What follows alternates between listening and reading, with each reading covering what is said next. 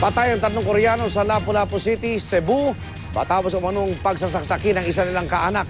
Ang suspect nagbalak pa umanong magpakamatay matapos ang krimen. Narito ang report.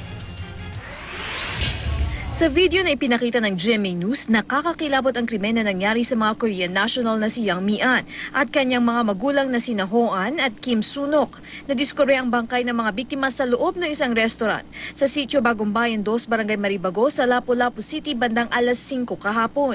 Ang sospek ang asawa ng isa sa mga biktima na si Yang Mi-an. Ang duha katong inahan amahanog ang iyang gidikanan na dito sa gawa sa CR. Tapos ang asawa sa suspect dito sa kusina. Ang mag-asawa nasa labas ng CR, natagpuan ang asawa ng suspect nasa kusina.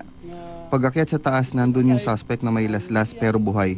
Ang mga biktima may 2 to 3 stab wounds. Ayon sa gwardiya ng restaurant, narinig pa niya na may nag-aaway sa loob. May narinig din daw siyang mga nababasag na gamit at iyak sa loob.